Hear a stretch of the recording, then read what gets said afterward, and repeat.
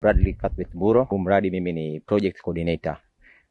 Tulikuwepo tangu mwanzoni tuna initiate project, lakini mpaka sasa hivi tumefikia hii hatua ambazo tuko kwenye hatua za mwisho kwa ajili ya kufungua industrial park, Gaeni Industrial Park.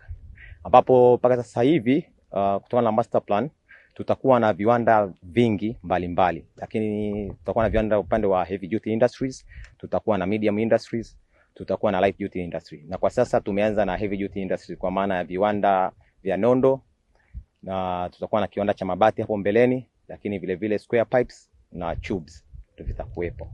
Kwa sasa mkiangalia nyuma yangu, huu ujenzi ulioko ni ujenzi wa viwanda viwili, cha steel bars cha nondo, ambapo percentage wise tunakadiria iko 85%, vile vile na kiwanda cha tube ambapo tuko 95%.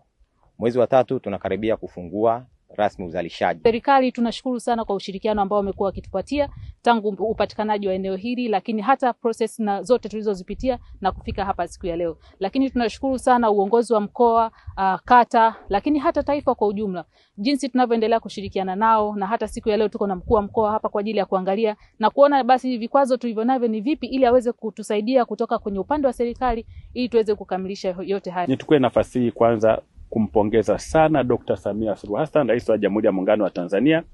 Amefanya kazi kubwa ya kuboresha mazingira ya uwekezaji katika nchi yetu.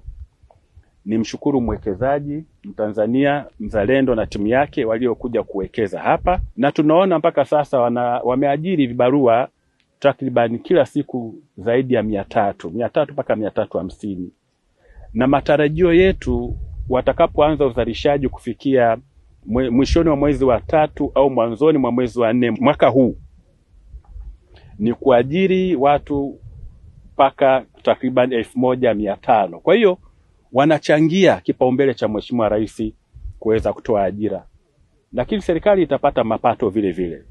Utoaji ajira ni kipaumbele namba 1 kwa Mheshimiwa Rais, kwa sababu wale wanaopata ajira wanapata manufaa ya moja kwa moja kwa mahitaji yao na familia zao, na haya yanafanyika ndani ya siku 100 tangu Mheshimiwa Dr. Samia Suluhu Hassan aweze kuapishwa. Na nimesema taasisi zote za serikali kuanzia NEMKI, kuanzia TBS na zingine kwa mkoa wa Pwani ni taasisi wezeshi. Hatuko hapa kwa ajili ya kupiga watu faini na kukwaza uwekezaji. Na washukuru mpaka sasa mmeniambia mmepata msaada mkubwa sana. Hakuna changamoto yoyote. Basi tuendelee, tuhakikishie serikali inawaunga mkono.